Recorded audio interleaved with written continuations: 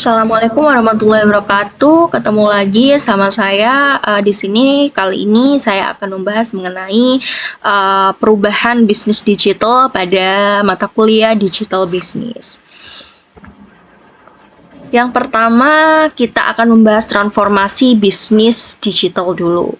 Nah, transformasi bisnis digital ini kan adalah pemanfaatan atau penggunaan teknologi digital untuk membuat berbagai keunikan sebuah bisnis, termasuk model bisnis sampai pengalaman pelanggan. Lalu perusahaan nanti mengadopsi teknologi digital inovatif untuk membuat perubahan budaya dan operasional yang beradaptasi lebih baik dengan perubahan permintaan pelanggan. Untuk suatu usaha yang dilakukan individu maupun kelompok dalam menjual barang ataupun jasa kepada konsumen, biaya lainnya untuk mendapatkan laba, itu harus diperhatikan betul dalam berbisnis. Dan harusnya untuk bisnis digital ini, bisnis tersebut bisa dikombinasikan atau diperbaiki lagi sehingga tercipta bentuk modernisasi atau pembaruan dari penggunaan teknologi yang sering dikaitkan dengan kemunculan internet dan komputer. Untuk latar belakang perubahan digital bisnis, dalam dunia bisnis ini juga nggak mau kalah dengan bidang lain yang sudah menggunakan teknologi digital. Pengembangan sistem digital dalam dunia bisnis ini dapat membantu memudahkan perusahaan-perusahaan besar maupun kecil dalam mempromosikan atau menjual produk-produknya dengan cara online. Karena selain di dunia bisnis, digital ini sudah merambah ke hal-hal yang lain seperti kayak perkembangan teknologi dan informasi, untuk bidang pendidikan, kesehatan, sosial, bahkan ekonomi. Lalu untuk proses transformasi bidang digital, karena digitalisasi ini merupakan proses peralihan teknologi dari yang analog ke digital, maka digitalisasi ini merujuk pada otomatisasi kerja sebagai bentuk meminimalkan penggunaan kertas dengan tujuan untuk efisiensi biaya. Lalu transformasi di bisnis digital ini ada 3 proses gitu ya. Yang pertama ada digitalisasi, yang kedua ada digitalisasi, dan yang ketiga ada transformasi digital. Nah, untuk digitalisasi, setelah adanya digitisasi, yang dimana digitisasi ini merupakan masa peralihan gitu ya dari yang analog ke digital. Kalau digitalisasi ini merupakan penggunaan teknologi digital untuk mengubah cara berinteraksi suatu perusahaan dengan pelanggannya, kayak pembuatan alat digital sehingga nantinya bisa menghasilkan suatu strategi baru untuk pelaksanaan dan juga pengembangan bisnis secara digital.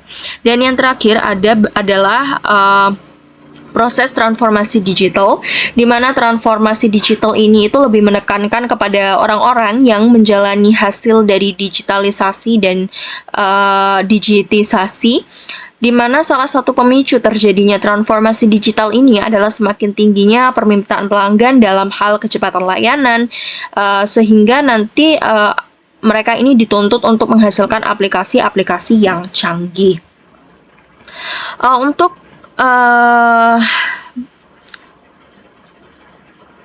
strategi perusahaan di era transformasi digitalisasi ini itu harus memperhatikan atau merangkum beberapa hal, yaitu ada pengalaman, inovasi, modernisasi infrastruktur, dan juga kolaborasi. Nah, untuk pengalaman ini tuh diupayakan untuk memberikan pengalaman terbaik kepada pelanggan dan juga audiens. Itu merupakan suatu prioritas untuk perusahaan di era transformasi digital ini. Karena dengan adanya pengalaman baik kepada pelanggan itu nantinya bisa dikembangkan menjadi suatu strategi penjualan unggul dibandingkan kompetitor lain.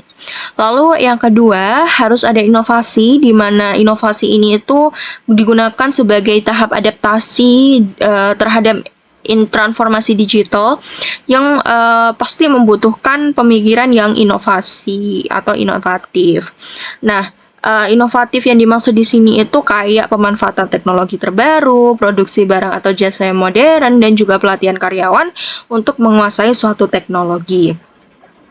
Nah, setelah itu kita harus melakukan modernisasi infrastruktur, di mana modernisasi infrastruktur ini tuh digunakan teknologi modern untuk meningkatkan efisiensi operasional dan mengatasi keterbatasan teknologi lama.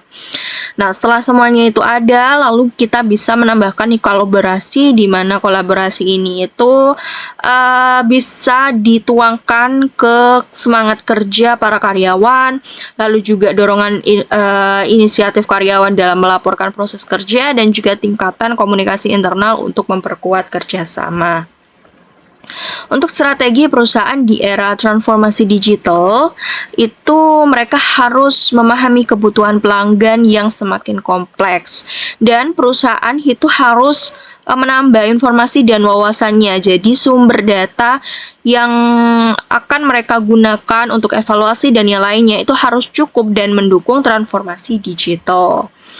Selanjutnya ada kekuatan dan pengembangan digital. Di sini ada konvergensi dan teknologi, digitalisasi dan inovasi dinamis, ada kompleksitas pasar dan pemberdayaan pelanggan. Nah, untuk konvergensi dan teknologi ini merupakan teknologi modern, di mana teknologi modern ini menghapus batasan antara berbagai sektor atau entah itu bisnis, organisasi maupun produk. Lalu untuk digitalisasi dan inovasi dinamis, pengembangan di sini tuh mencatat atau membahas mengenai pengembangan produk dan layanan secara tepat dan berkelanjutan. Lalu setelah itu kita bisa kompleksitas pasar, di mana kompleksitas pasar ini itu bisa meningkatkan transparansi informasi, memperluas fragmentasi pasar, menurunkan hambatan masuk dan menghilangkan perantara. Setelah itu kita bisa memperhatikan pemberdayaan pelanggan, di mana pemberdayaan pelanggan ini penting karena konsumen ini memiliki kekuatan yang lebih besar melalui media sosial dan komunitas online untuk berbagi pendapat dan mempengaruhi keputusan pembelian. Nah, untuk contoh perusahaan yang menerapkan perubahan bisnis digital itu ada Sosiola, Gojek, Netflix, Tokopedia atau Shopee, BCA, Sinar Masland, TikTok maupun Traveloka. Nah, untuk dampak perubahan bisnis digital itu bisa meningkatkan produktivitas dan kolaborasi, meningkatkan customer experience, perusahaan juga mampu bersaing secara efektif, dan juga bisa meningkatkan inovasi dan kreativitas. Jadi, digital bisnis dan perdagangan elektronik dari masa ke masa itu bakal mengalami perubahan. Yang saat ini itu sudah memasuki 5.0, mungkin saja di tahun-tahun selanjutnya itu kita bakalan merambah ke 6.0. Kita nggak tahu ya.